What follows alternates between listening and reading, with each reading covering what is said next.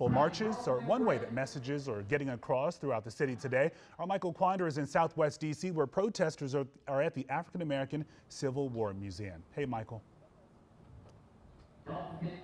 Hey, Lorenzo, look, this all got kicked off around 11 o'clock this morning. A group marched from over at Banneker Playground, Banneker Recreation Center, right down here to the African American Civil War Memorial.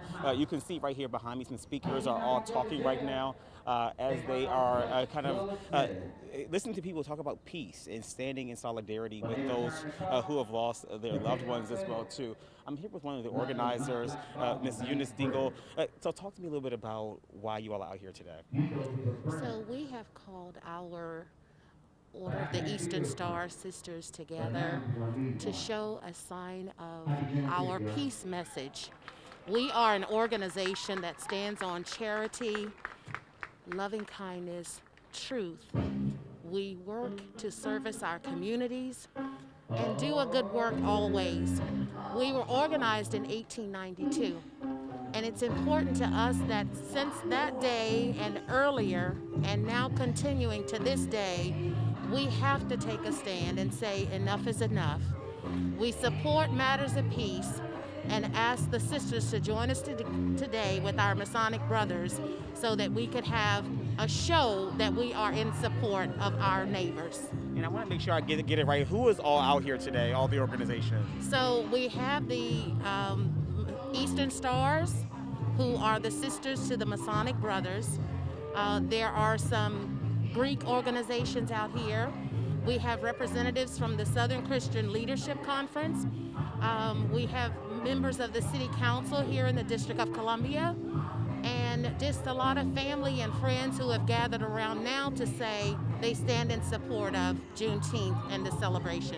I know that in history, this is a day that African American people have celebrated for years, but it's getting a lot more attention this year because of everything that's going on right now.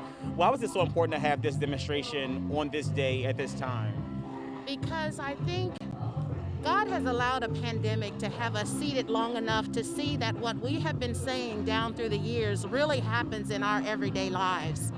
But to see it happen right on television, right before your very eyes, back from slavery to Emmett Till, to the message and era of Reverend Dr. Martin Luther King, to now George Floyd, and most recently Rayshard Brooks. Every day that we step out of our homes, we are in fear that we are being judged by the color of our skin and not the content of our character. That's something that has been going on in this country for way too long. By the way, I love the face mask, by the way, too.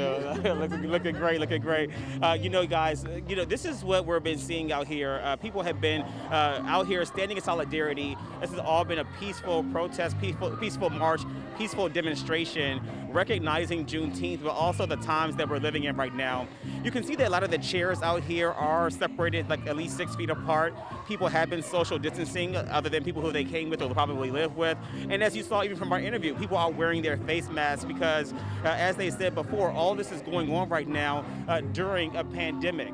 So this program is going to be going on for a little bit longer. They're going to have more speakers come up. They had some African drum players out here. They also had people doing chants, and that's something that's unique to the African American culture, chanting, singing. This is how people have worked to find some sort of peace.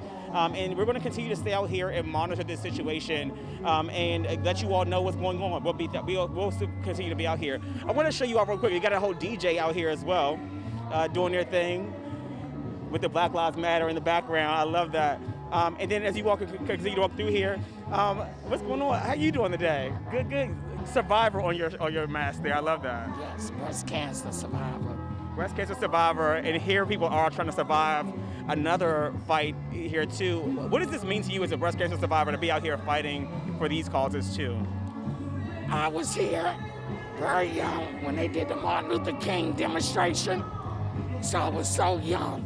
Now that I've come through the breast cancer and able to witness what is going on now, it means hopefully that Congress and our president can see what we've been going through all these years. Right, I love that. Again, everybody out here for their own different reasons, you guys. We're going to continue to stay out here and bring you all the very latest. But for now, I'm reporting in downtown D.C., in northwest D.C. actually. Michael Quander, back to you.